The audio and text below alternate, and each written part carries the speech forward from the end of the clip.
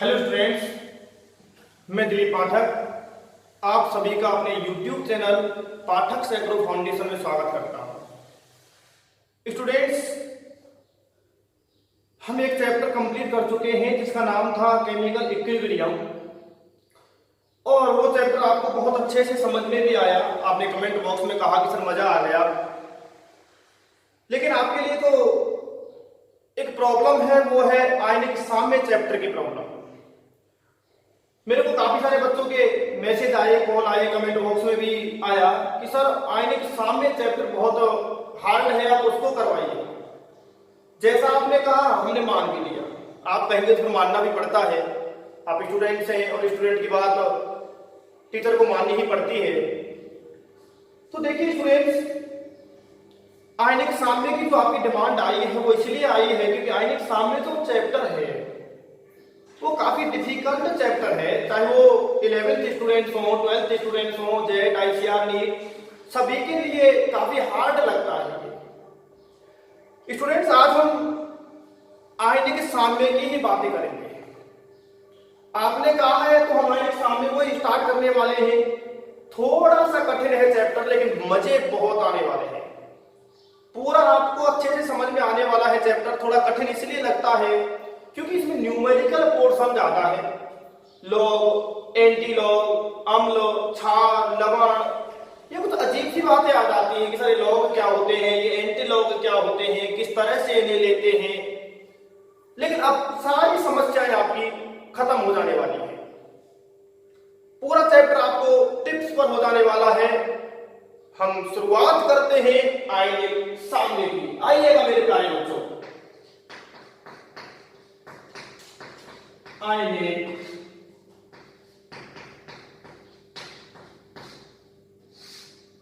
साम्य lecture first.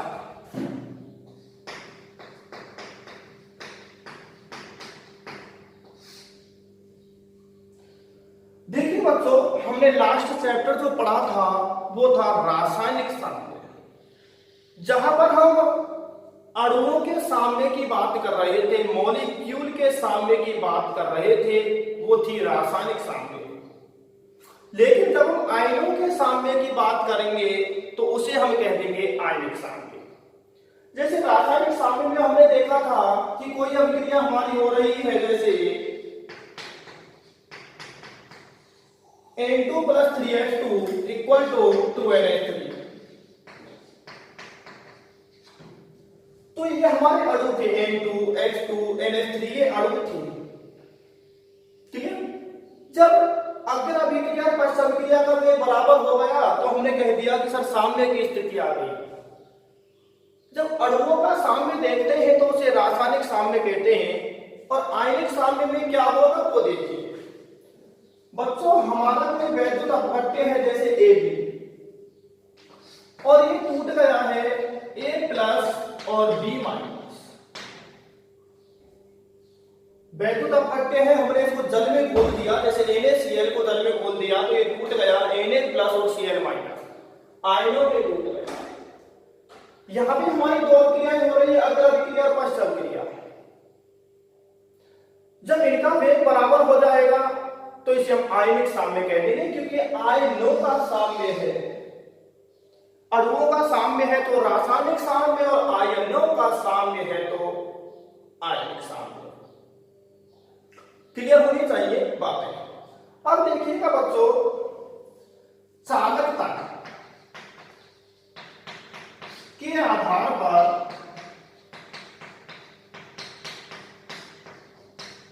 पदार्थ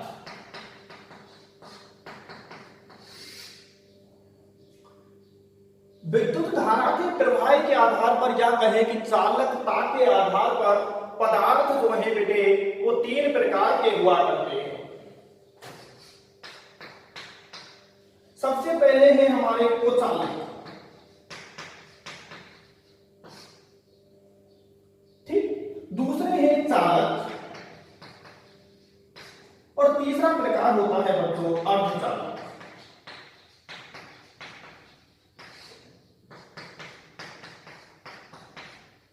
कुचालक पदार्थ वो होते हैं जिनमें विद्युत धारा का प्रवाह नहीं होता, विद्युत धारा का प्रवाह नहीं होता उन्हें हम कहते हैं कुचालक। जैसे लकड़ी, रबर, प्लास्टिक, ये होते हैं हमारे कुचालक। चालक जिनमें विद्युत धारा का प्रवाह हो जाया करता है उन्हें हम कहते हैं चालक। क्लियर? जैसे सभी धातुएं, जैसे धातु एंड वैद्युत अपघट्य, ये होते हैं हमारे चालक पदार्थ क्योंकि इनमें विद्युत धारा का प्रवाह होता है। अर्धचालक क्या होते हैं? वैसे तो ये सॉलिड स्टेट चैप्टर में बहुत डिटेल में आता है, मैं आपको यहां बता देता हूं।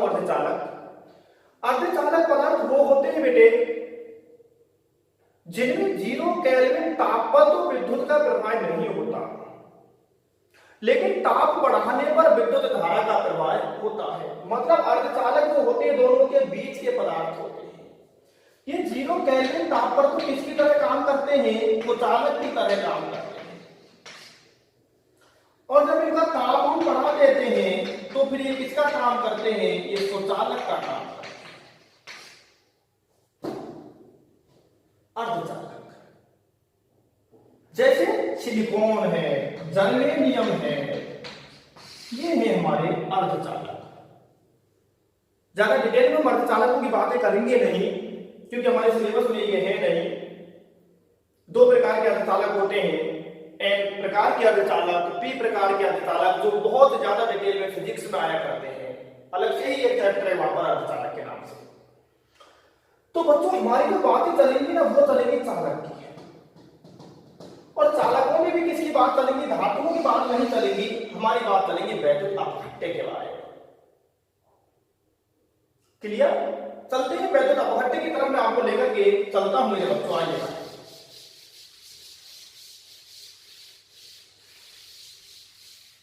आइए बच्चों,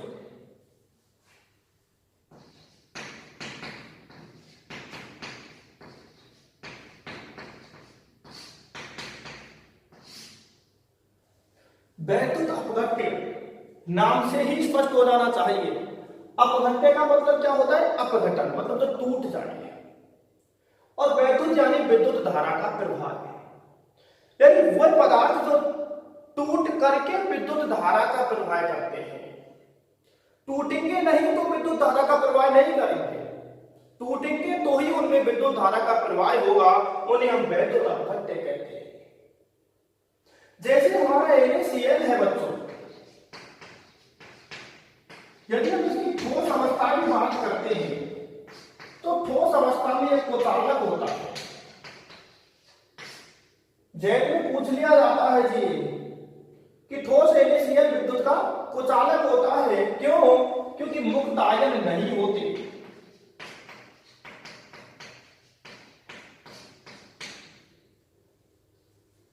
मुक्त आयन नहीं होने के कारण ठोस NaCl कुचालक होता है। लेकिन हमने क्या किया बच्चों? NaCl को जल में डाल दिया, जल में डिजोल्व किया तो ये टूट गया Na प्लस Cl माइनस। अब इसमें मुक्त आयन उपस्थित है, धनायन और ऋणायन, तो अब ये कैसा हो जाएगा? विद्युत का स्वचालक हो जाएगा।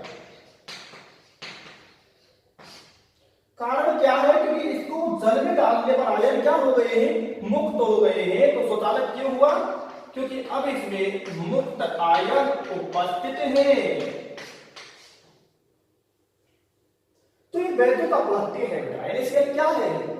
वैद्युत अपघट्य, क्योंकि विद्युत धारा का प्रवाह करेगा तो सही, लेकिन कब करेगा? जलीय विलयन में करेगा, जल में घोलने पर करेगा। तो वैद्युत अपघट्य क्या होते हैं कि वे पदार्थ, लिखता हूं मैं इधर, वे पदार्थ जो गलित अवस्था या जलीय विलयन में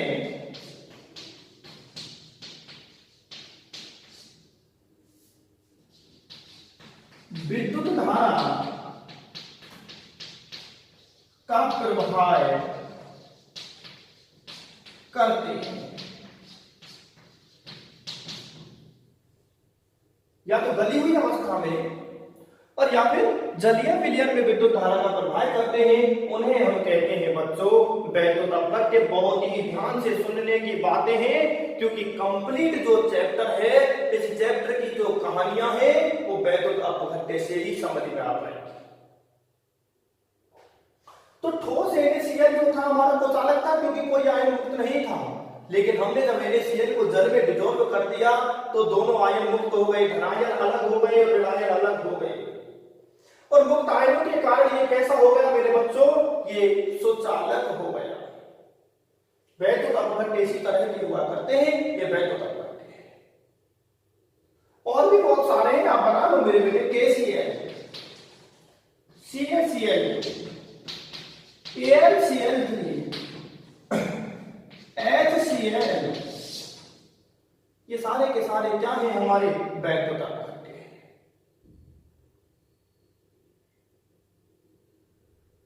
क्लियर? चलते हैं बच्चों, वैद्युत अपघट्य के प्रकार की बात करता हूं आपसे।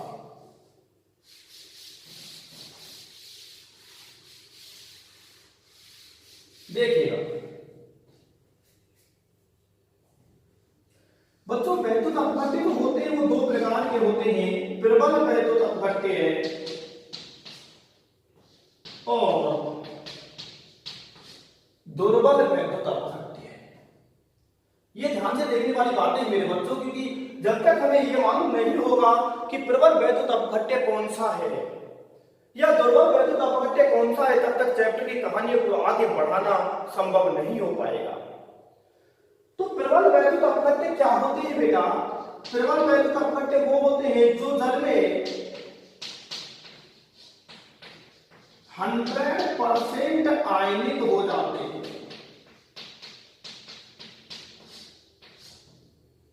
जैसे ही हमने जल में डाला, ये अपने सभी आयनों में टूट गए। जितने भी संभव आयनों में ये टूट सकते थे, उतने आयनों में यदि टूट जाते हैं तो वो प्रबल वैद्युत अपघट्य कहलाते हैं। दुर्बल वैद्युत अपघट्य ये 100% आयनित नहीं होते।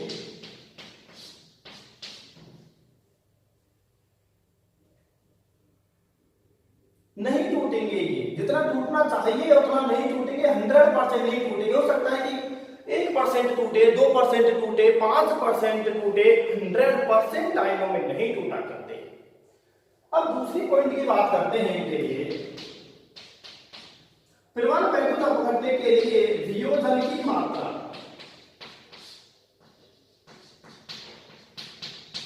वियोजन की मात्रा को बेटा अल्फा से दर्शाते हैं। इस चैप्टर में हम बहुत डिटेल में पढ़ने वाले हैं वियोजन की मात्रा, जिसको आयनन की मात्रा भी कहते हैं। तो इनके लिए वियोजन की मात्रा यानी कि अल्फा का मान 1 होता है, और इनके लिए अल्फा का जो मान है ये 1 से बहुत कम होता है। ये 100% टूट नहीं रहे, इसलिए इनके लिए वियोजन की मात्रा 1 से बहुत कम होती है, और इनके लिए वियोजन की मात्रा का मान 1 होता है।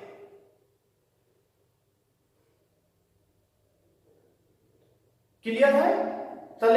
चलिएगा। तो ये टूटते हैं, कंप्लीटली टूटते हैं, पूर्णतः टूटते हैं, और ये पूर्णतः नहीं टूटते हैं, कुछ मात्रा में ही टूटते हैं।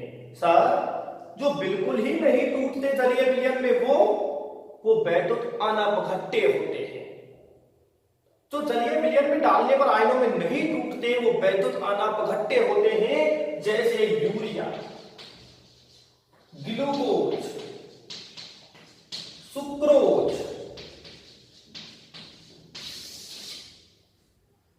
ये वैद्युत अनपघट्य हैं, क्योंकि इनको यदि हम जल में डालेंगे तो ये आयनित नहीं होते, आयनों में नहीं टूटते।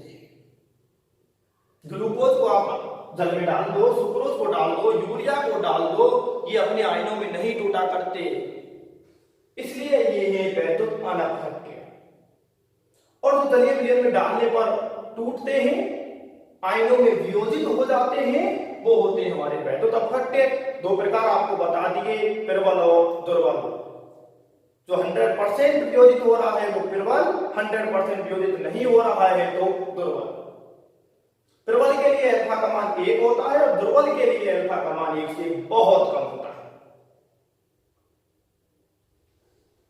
चलते हैं आगे की कहानी पर। चलिए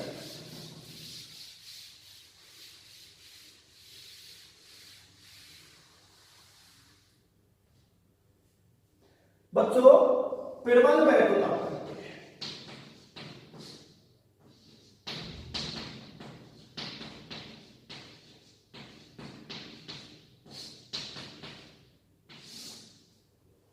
अब इनके उदाहरण आपको याद रखने तो सबसे महत्वपूर्ण चीज है, क्योंकि आगे चलकर के हम लवण पढ़ेंगे, लवणों का जल अपघटन पढ़ेंगे, हम आगे इसी चैप्टर में बफर विलयन पढ़ेंगे और वहां पर इन एग्जांपल्स का याद होना बहुत जरूरी है कि कौन प्रबल वैद्युत अपघट्य है और कौन दुर्बल वैद्युत अपघट्य है। तो प्रबल वैद्युत अपघट्य में भी 3 कैटेगरी आपको बता देता हूं। बताओ बेटा कौन कौन सी कैटेगरी हो जाएंगी इसमें? प्रबल अम्ल हो जाएंगे, ठीक। प्रबल जो अम्ल है सारे के सारे प्रबल अम्ल प्रबल वैद्युत अपघट्य है, क्योंकि अम्लों को यदि हम जल में वियोजित करेंगे तो वो टूटेंगे। कैसे टूटेंगे अभी बताएंगे आपको। प्रबल क्षार के उदाहरण भी हमें याद रखने हैं, ठीक। और प्रबल लवण, लेकिन प्रबल लवण कभी नहीं बोलते, ये टर्मिनोलॉजी उपयोग नहीं की जाती। प्रबल लवण नहीं बोलते, प्रबल वैद्युत अपघट्य ही बोलते हैं उनको। प्रबल वैद्युत अपघट्य, प्रबल लवण शब्द का उपयोग नहीं किया जाता है मेरे बच्चों। तो प्रबल अम्ल जैसे हमारे आप बताएंगे बेटे, HCl हो गया, HNO3, H2SO4, HClO4, HBr, HI, ये सारे के सारे हमारे प्रबल अम्ल हैं। ये उदाहरण आपको याद रखने होंगे। प्रबल क्षार यहां पर आपको ज्यादा दिक्कतें नहीं आएंगी। फर्स्ट ए एंड सेकेंड ए वर्ग के हाइड्रोक्साइड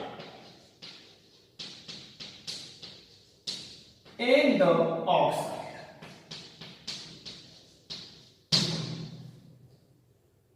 पहले वर्ग के तत्व आप जानते हैं, लिथियम, सोडियम, पोटेशियम, रोहिडियम, सीजियम, फ्रांसीसियम, ये फर्स्ट ए वर्ग के तत्व मैंने बोले।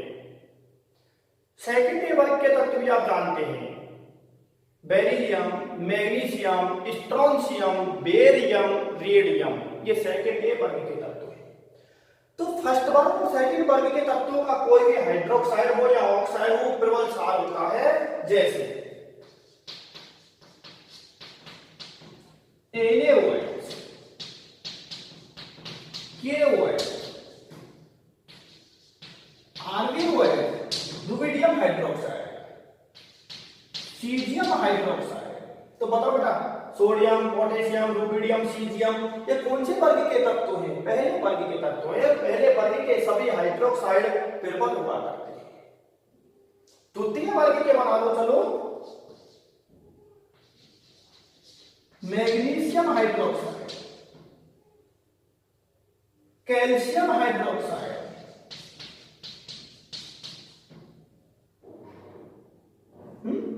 बेरियम हाइड्रोक्साइड, कोई भी हाइड्रोक्साइड बना लो द्वितीय वर्ग का और प्रथम वर्ग का, ये द्वितीय वर्ग के तत्व हैं।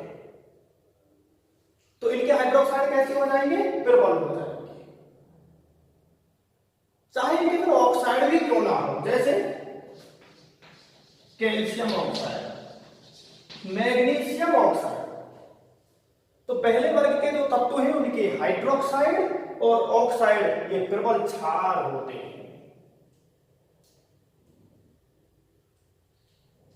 हमसे कहा गया, बोलो मेरे बेटे, हमसे कहा गया जिंक हाइड्रोक्साइड, ये प्रबल है या दुर्बल है? सर जिंक तो ना पहले वर्ग का तत्व है ना दूसरे वर्ग का तत्व है, और जब पहले और दूसरे का नहीं है तो फिर ये प्रबल क्षार भी नहीं है। इस तरह आराम से हम बता देंगे, प्रबल को याद रख लेंगे, इनके अलावा जो बचेगा वो हमारा दुर्बल बचेगा। क्लियर? अब प्रबल लवण की बात करें या वैद्युत अपघट्य शब्द का उपयोग करते हैं इनके लिए, प्रबल लवण की बात करते हैं बेटा। तो लवण कब बनते हैं बेटे? अम्ल प्लस क्षार, ये दोनों मिलकर के बनाते हैं लवण।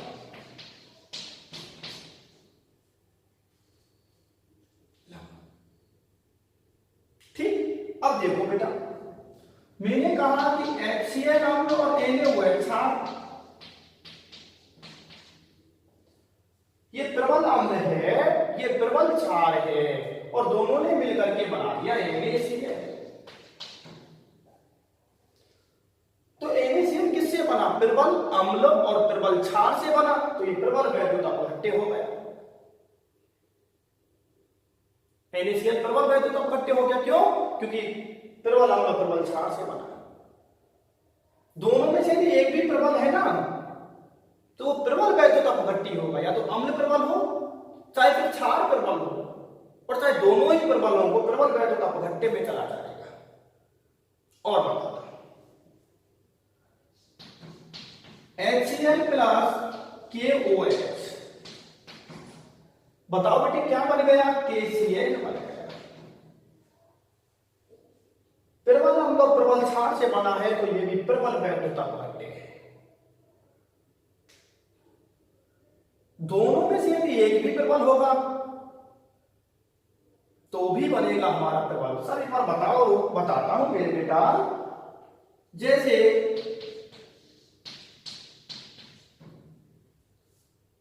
H2SO4 ने अभिक्रिया कर ली कॉपर सल्फेट से, कॉपर हाइड्रोक्साइड से, सॉरी,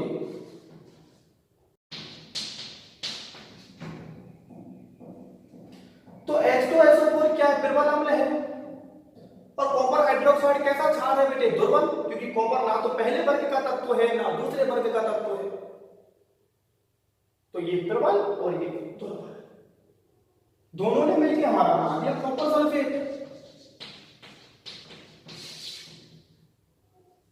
तो बताओ कॉपर सल्फेट कैसा वैद्युत अपघट्य हुआ? प्रबल, क्योंकि ये दोनों में से ये प्रबल आ गया। यदि एक भी प्रबल है, अम्ल या क्षार में से एक भी प्रबल है, तो फिर बनने वाला वैद्युत अपघट्य भी प्रबल ही होगा। तो आप आराम से देख सकते हैं एग्जाम्पल्स, ये आपको याद रहने चाहिए। प्रबल अम्ल, प्रबल क्षार और प्रबल वैद्युत अपघट्य।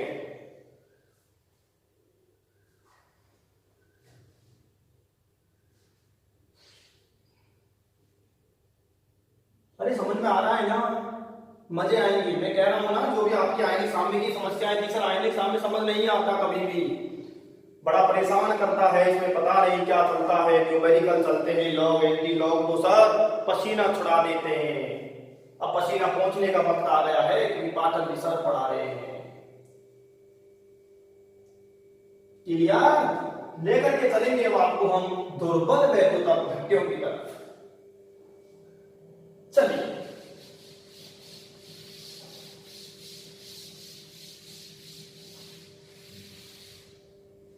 आइएगा मेरे प्यारे बच्चों, दुर्बल वैद्युत अपघट्य।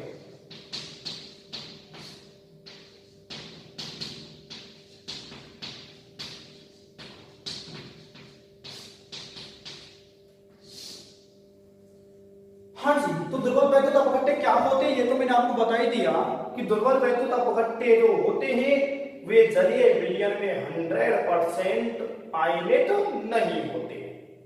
इनके उदाहरण देखो बेटा, इसी तरह से कैटेगरी बना लो। तो इसकी कैटेगरी कौन कौन सी हो जाएगी? दुर्बल अम्ल हो जाएगा,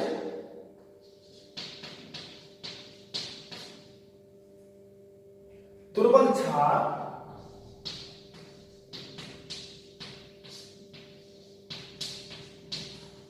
ठीक, और दुर्बल लवण। लेकिन दुर्बल लवण बोलते नहीं, तो क्या बोलोगे? दुर्बल वैद्युत अपघट्य।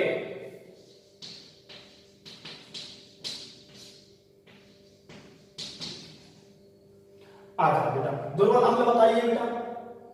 ऑर्गेनिक केमिस्ट्री के सारे अम्ल उठाइए, दुर्बल में आ जाएंगे वो आराम से। सर उठाइए तो चलिएगा।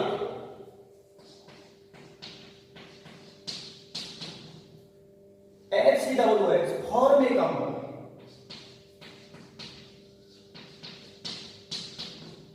CH3COOH एसिटिक अम्ल,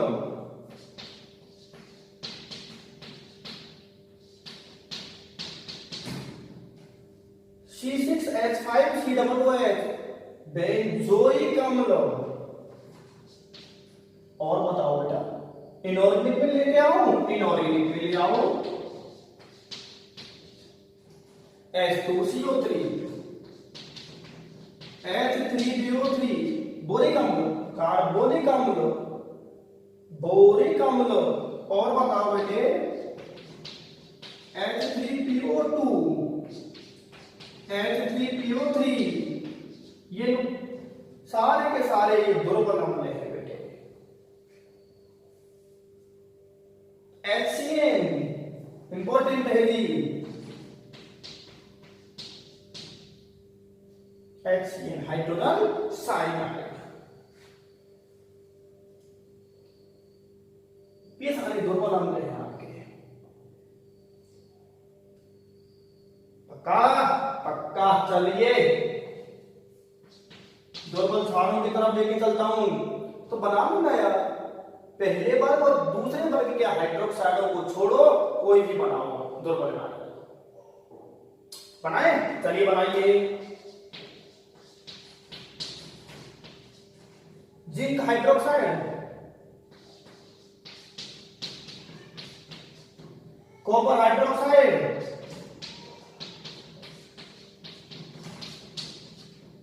एल्यूमिनियम हाइड्रोक्साइड। और बोलो ना यार, आप भी बोलो ना, नहीं बोलोगे मैं बोलता हूं, लो ना। फेरिक हाइड्रोक्साइड,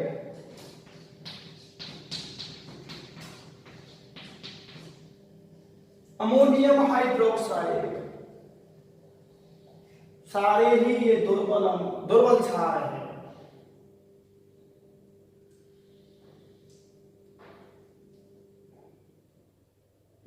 चलिए, दुर्बल लवण बनाना है, जिसे हम दुर्बल वैद्युत अपघट्य शब्द का उपयोग करते हैं। तो बेटा दुर्बल अम्ल और दुर्बल क्षार से जब बनेगा, दुर्बल अम्ल और दुर्बल क्षार मिलकर के जो लवण बनाएंगे वो दुर्बल प्रकार का ही होगा, जैसे मैं आपको बना करके दिखाता हूं।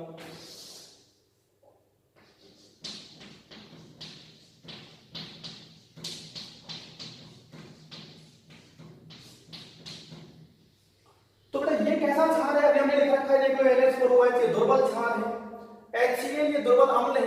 दुर्बल अम्ल और दुर्बल क्षार से जो बनेगा वो दुर्बल वैद्युत अपघट्य होगा।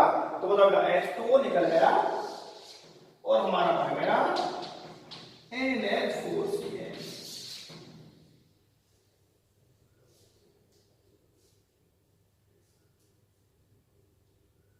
तो इस तरह से यदि दुर्बल अम्ल और दुर्बल क्षार से मिलकर के बनने वाला जो लवण होगा वो दुर्बल होगा। यदि दोनों ही दुर्बल है तो लवण भी दुर्बल बनेगा। देखिएगा जल्दी से, एग्जाम्पल आपको याद रहने चाहिए। यदि एग्जाम्पल याद नहीं हुए तो फिर ये चैप्टर आगे चल करके समस्या उत्पन्न कर देगा। साल्ट हाइड्रोलाइसिस और बफर सॉल्यूशन बिल्कुल समझ में नहीं आएंगे। फिर मत कहना कि सर आई सामने एक प्रॉब्लम था और प्रॉब्लम बन के ही रह गया।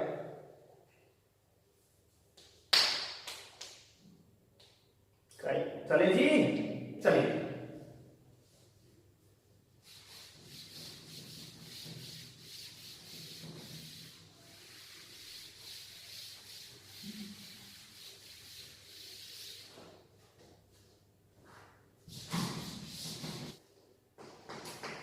हम बातें करेंगे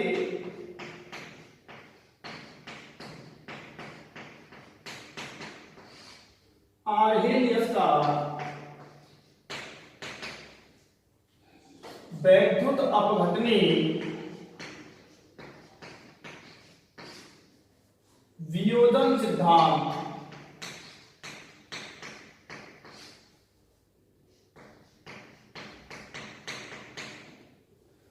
हाँ जी, तो बेटा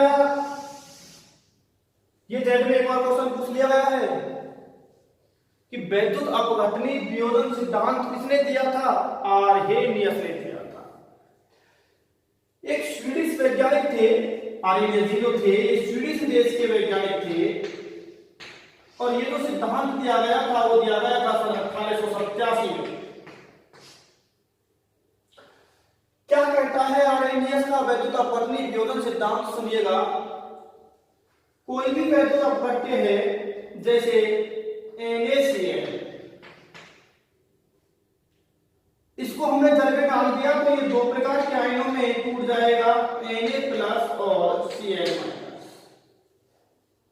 तो पहला पॉइंट यही है आर्हेनियस का कि किसी भी वैद्युत अपघट्य को जल में घोलने पर तो दो प्रकार के आयनों में टूट जाता है, धनायन और ऋणायन। क्लियर? दूसरी बात सुनिएगा बेटा, पहला पॉइंट क्या हो गया है कि कोई भी वैद्युत अपघट्य है, हमने जल में डाला तो दो प्रकार के आयनों में टूट गया, वो धनायन और ऋणायन। क्लियर? दूसरी बात, हमारा जो वैद्युत अपघट्य जो विलयन होगा बेटा, कोई भी वैद्युत अपघट्य का विलयन होगा, NaCl है, KCl है, कोई भी वैद्युत अपघट्य विलयन में कुल धनावेश बराबर रहता है कुल ऋणावेश।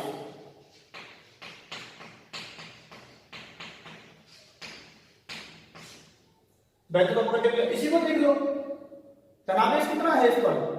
+1, और ऋणावेश कितना है? -1। तो जितना धनावेश उतना ही ऋणावेश। तो बताओ बेटा विलयन कैसा हो गया? उदासीन हो गया। वैद्युत अपघट्य विलयन हमेशा कैसा रहेगा? उदासीन रहेगा,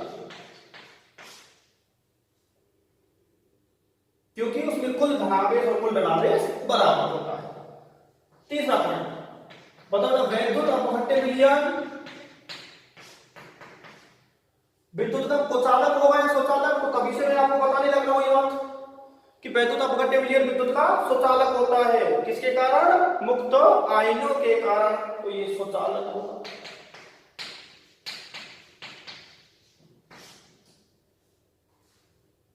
वैद्युत अपघट्य विलयन मुक्त आयनों के कारण विद्युत का सुचालक होता है। अगला पॉइंट देखेंगे बेटे, कोई भी वैद्युत अपघट्य हमारा NaCl, ये टूट गया Na+ Cl-।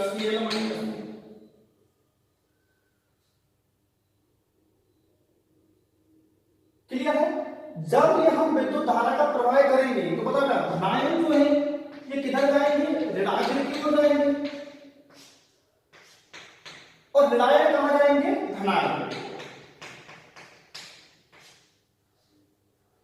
कि विद्युत धारा का प्रवाह करने पर जो आयन है वो विपरीत आवेशित इलेक्ट्रोड की ओर गमन करते हैं। धनायन जो है, कैटायन जो है वो ऋणाग्र की ओर गमन करेंगे, और ऋणायन जो है वो धनाग्र की ओर गमन करेंगे।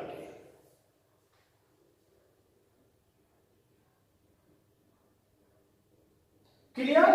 एक पॉइंट और देखेंगे, समझ में आ जाना चाहिए। हम बात कर रहे हैं आर्हेनियस का वैद्युत अपघट्य वियोजन सिद्धांत, जो स्वीडिश वैज्ञानिक स्वांटे आर्हेनियस द्वारा सन 1887 में दिया गया। क्या कहता है सिद्धांत कि कोई भी वैद्युत अपघट्य है, हमने उसको जल में घोल दिया, दो प्रकार के आयनों में वो स्वतः ही टूट जाएगा, अपने आप ही दो प्रकार के आयनों में टूट जाएगा, धनायन और ऋणायन। विलयन में जितना धनावेश होगा उतना ही ऋणावेश होगा, इसलिए हमारा विलयन कैसा बना रहेगा? उदासीन। वैद्युत अपघट्य विलयन विद्युत का कैसा होगा? सुचालक होगा। क्यों? मुक्त आयनों के कारण। यदि इस विलयन में विद्युत धारा का प्रवाह कर देंगे तो इलेक्ट्रोड लगा दिए, ये पॉजिटिव और ये नेगेटिव, ठीक? तो धनायन जो है Na+, धनायन तो किधर जाएंगे? ऋणायन की ओर जाएंगे, और ऋणायन किधर जाएंगे? धनायन की ओर जाएंगे। क्लियर? चलिएगा एक पॉइंट और देखेंगे,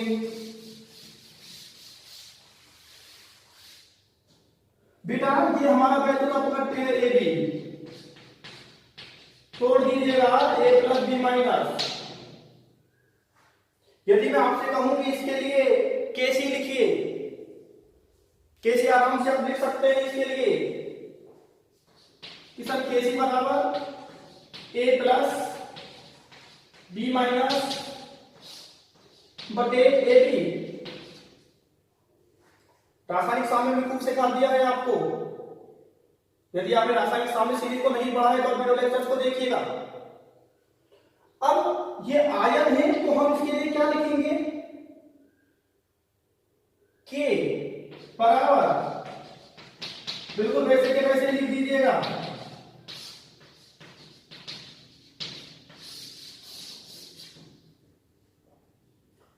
कैसे नहीं बोलेंगे यहां, या क्या बोलेंगे, आयनन स्थिरांक।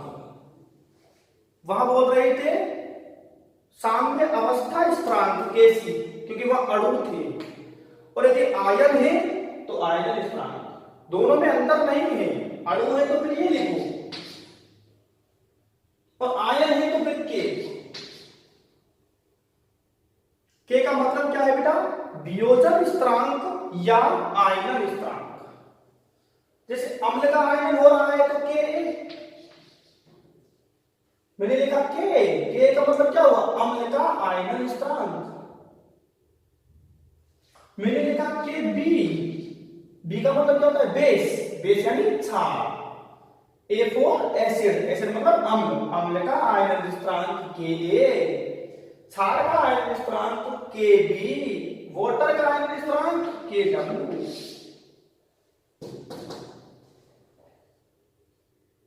इस तरह से हम अणु है तो केसी लिखते हैं, लेकिन यदि आयन है, वैद्युत अपघट्य है तो फिर आयनन स्थिरांक लिखते हैं। अम्ल है तो के, अम्ल का आयनन स्थिरांक, के बी क्षार का आयनन स्थिरांक, के डब्ल्यू जल का आयनन स्थिरांक। चले चलते हैं आगे की कहानियों पर लेकर के चलूंगा आपको। बहुत अच्छा समझ में आ भी रहा होगा आपके, अब डर नहीं लगेगा आपको आयनिक साम्य से। हम बातें करेंगे बच्चों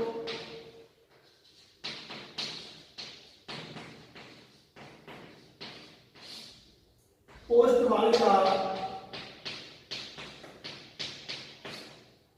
तनुता नियम।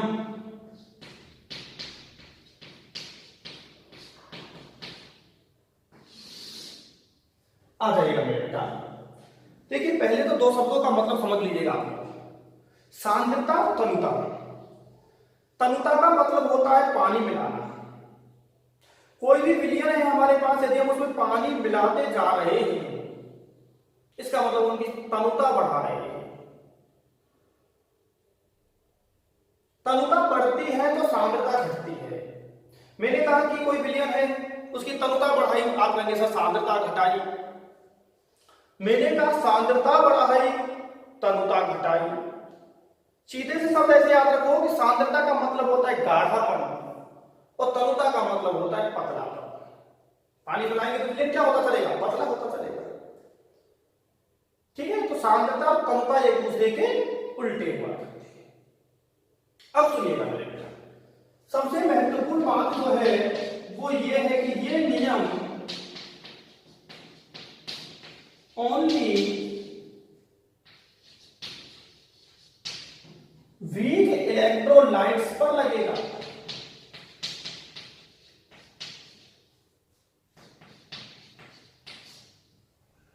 केवल दुर्बल वैद्युत अपघट्य पर ही लागू होता है ओस्टवाल्ड का तनुता नियम, प्रबल वैद्युत अपघट्यों पर लागू नहीं होता।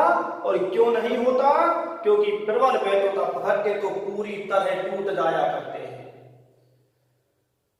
उनके लिए तो हमेशा एल्फा का मान, हमेशा प्रबल के लिए एल्फा का मान 1 होता है, इसलिए उनमें ओस्टवाल्ड का तनुता नियम नहीं लगता।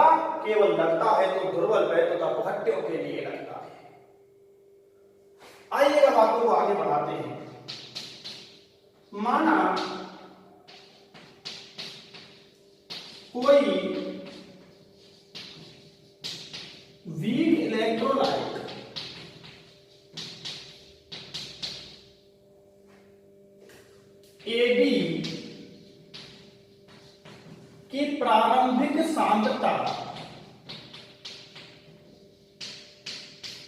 सी है, प्रारंभिक सांद्रता कितनी ले ली है सी, तथा वियोजन की मात्रा एल्फा है, तो आइएगा वेरिएशन कराता हूं। कोई वैल्यू आप करते हैं बेटा ए बी, तोड़ दीजिएगा ए प्लस प्लस बी माइनस। प्रारंभिक सांद्रताएं उसे दी हुई है, ए बी की प्रारंभिक सांद्रता सी है, सब कुछ लिखा हुआ है बोर्ड पर। और प्रारंभ में आयन कितने होंगे, उत्पाद कितने होंगे, जीरो। आयन रासायनिक साम्य में खूब पढ़ाया है बच्चों, साम्य सांद्रता, साम्य पढ़ाएंगे।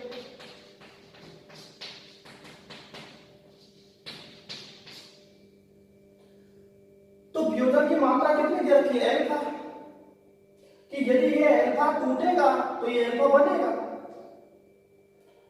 तो यदि साम्य पर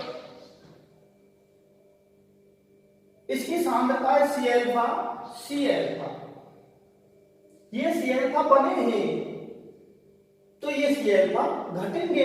ऐसे क्वेश्चन कराएंगे मेरे बच्चों, ये बचेगा हमारा सी माइनस सी एल्फा। मान लीजिए प्रारंभ में 5 था, ये 2 बन गए तो वो 3 बच गए, ये 4 बन गए वो 1 बच गए।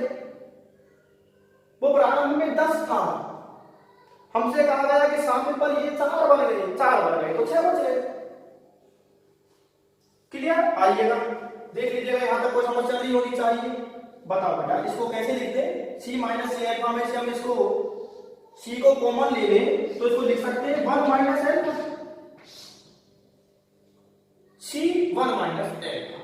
तीनों की सामने की सांद्रता हमारे पास में है, इसकी सामने सांद्रता सी एल्फा, इसकी सामने सांद्रता सी एल्फा और इसकी सामने सांद्रता सी 1 माइनस एल्फा। एल्फा का मतलब क्या है, वियोजन की मात्रा, जो हमारे लिए क्वेश्चन लिखी हुई है। चले चलिएगा, अब बच्चों मिटा दो यहां तक का। चलिए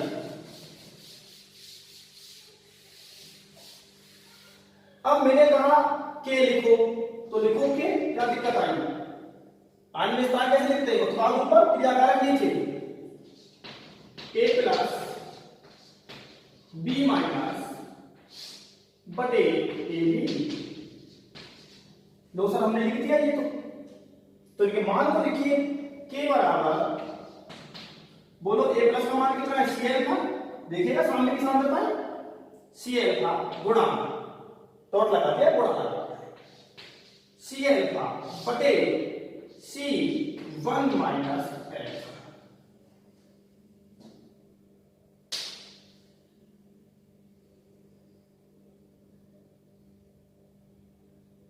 चले चलिएगा,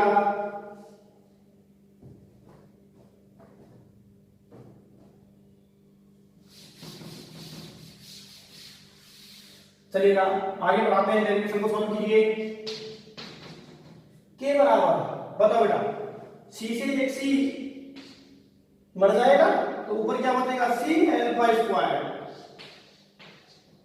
बटे 1 माइनस एल्फा।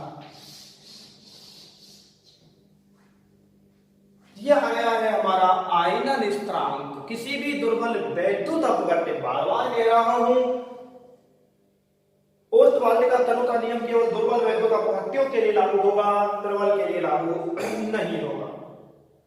या अब एक बात आप जानते हो बेटे, देखिएगा, यदि एल्फा का मान 1 से बहुत कम है,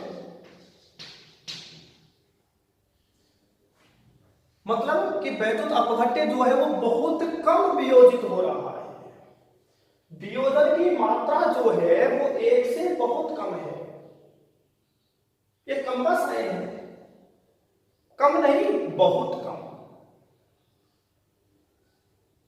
सर कितना कम, 5% या 5% से भी कम है।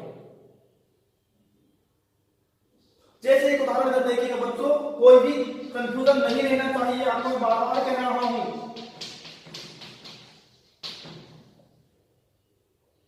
प्रारंभ में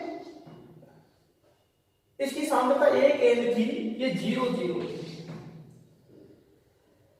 हमसे कहा गया कि वियोजन की जो मात्रा है वो 1% है, 2% है, 5% तक यदि कह रहा है, इसका मतलब ये हुआ कि अल्फा का मान बहुत कम है। तो 1 माइनस अल्फा को हम कितना मान लेंगे, लगभग 1 मान लेंगे। अल्फा का मान 1 से बहुत कम है, माना कि अल्फा का जो मान है वो 0.001 है। तो 1 माइनस 0.001 का मतलब क्या हो गया, लगभग 1 ही हो गया, सब बहुत कम घट रहा है ये। तो 1 माइनस अल्फा की जगह केवल क्या लिख सकते हैं, 1 लिख सकते हैं।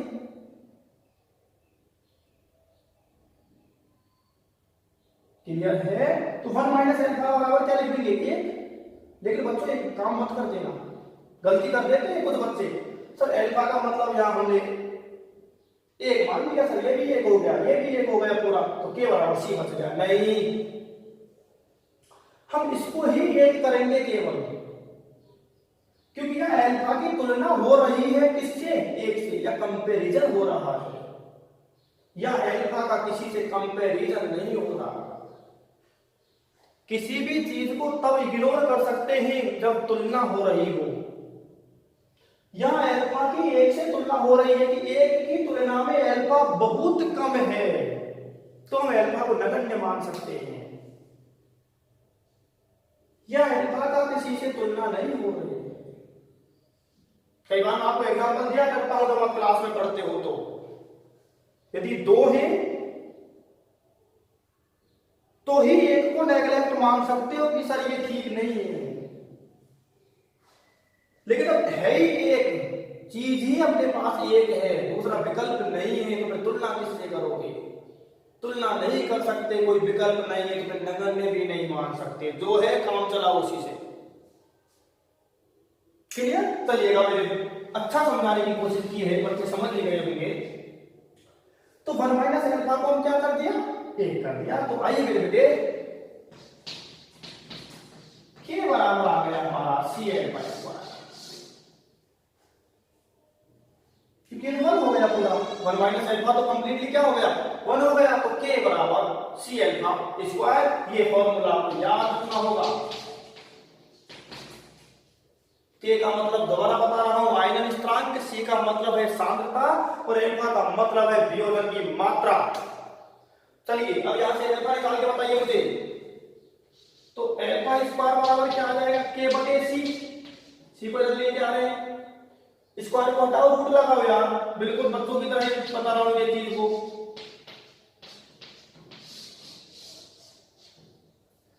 तो फॉर्मूला आ गया निकल करके, अल्फा बराबर अंडर रूट के बटे सी। तो बताओ बेटा यहां से अल्फा व्युत्क्रमानुपाती है किसके, रूट सी के।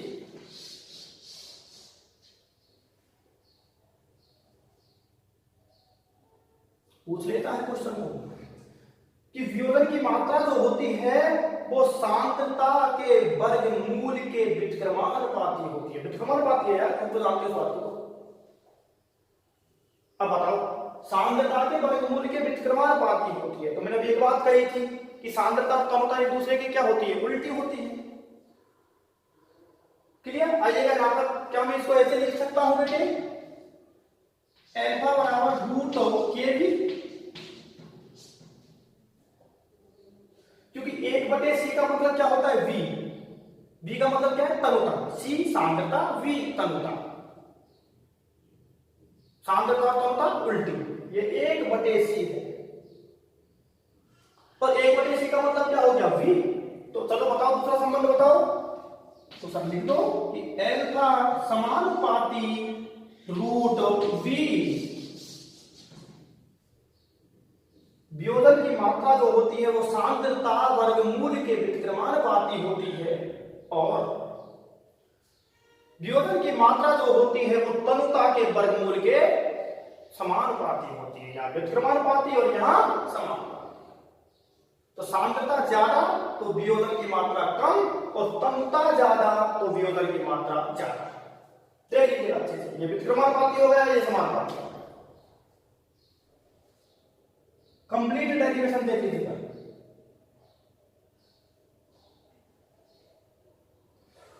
बोलो ना यार, आ रहा है ना समझ में? क्यों नहीं आएगा? ध्यान से देखो ना, सब कुछ आएगा, कोई बात नहीं है।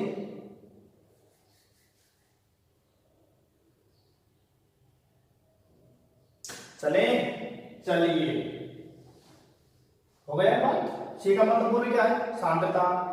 तो सांद्रता के वर्गमूल के तो क्या है? व्युत्क्रमानुपाती। और तनुता के वर्गमूल के समानुपाती, क्योंकि तनुता और सांद्रता उल्टे हुआ करते हैं। इसके व्युत्क्रमानुपाती तो उसके समानुपाती। क्लियर? क्लियर होना चाहिए। चलिए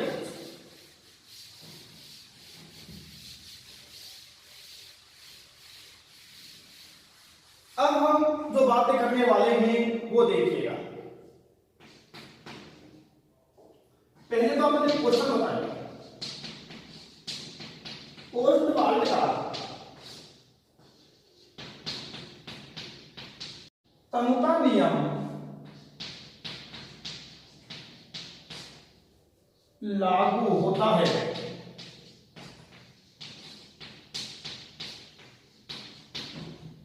बताओ बेटा किस पर लागू होगा? मैं कुछ आपको ऑप्शन दे रहा हूं।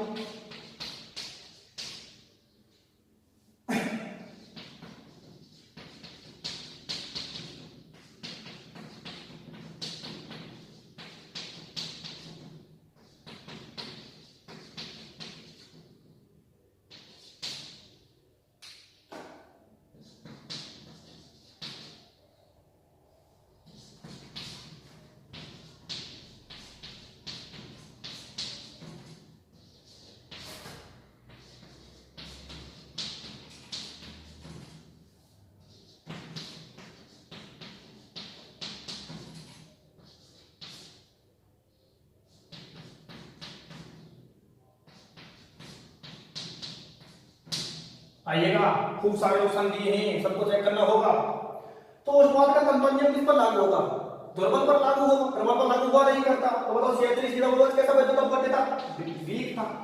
तो वीक एसिड था, ध्रुवल अम्ल था। HCl ये स्ट्रॉन्ग एसिड है। H2SO4 स्ट्रॉन्ग एसिड है।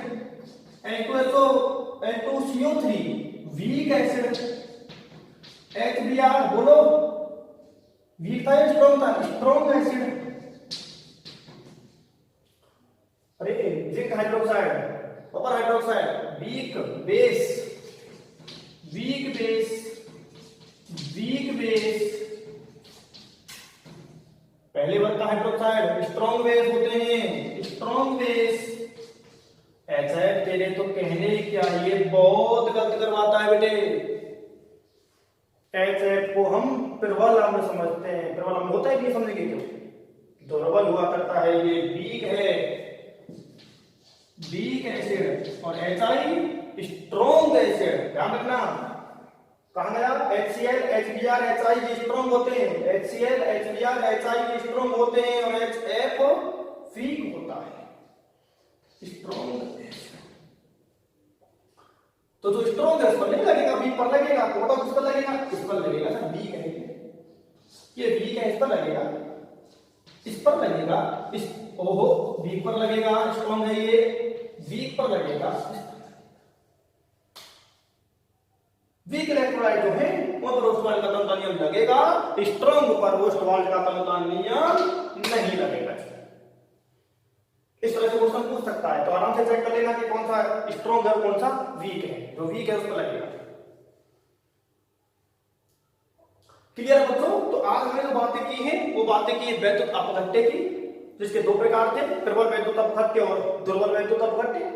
उसके बाद में हमने आर्हेनियस का वैद्युत अपघटनी वियोजन सिद्धांत जो 1887 में दिया गया। और तीसरी हमने बात की है ओस्टवाल्ड का तनुता नियम। आपकी समझ में बहुत अच्छे से आया भी होगा। और यदि आपकी समझ में बहुत अच्छे से आ रहा है तो चैनल को आप जरूर सब्सक्राइब कीजिएगा। अपने जो फ्रेंड्स हैं आप उनको भी बोलिएगा कि केमिस्ट्री बहुत शानदार तरीके से वीडियो लेक्चर चल रहे हैं, जिससे कि उनका भी भला हो। और देखिए बच्चों, मैं आपको एक बात बता दूं कि ये केवल और केवल है ना, ये बिल्कुल क्लास की तरह ही लगाई जा रही है। जितने भी वीडियो लेक्चर आपको ये अपलोड किए जा रहे हैं बिल्कुल क्लास की तरह ही लगाए जा रहे हैं। कोई चैनल के प्रमोशन के लिए नहीं लगाए जा रहे, या फिर कोई अर्निंग के लिए नहीं लगाए जा रहे कि कोई पैसा कमाने का हमारा ऐसा कोई मकसद है यूट्यूब से या फिर आपसे कोई फीस लेकर के।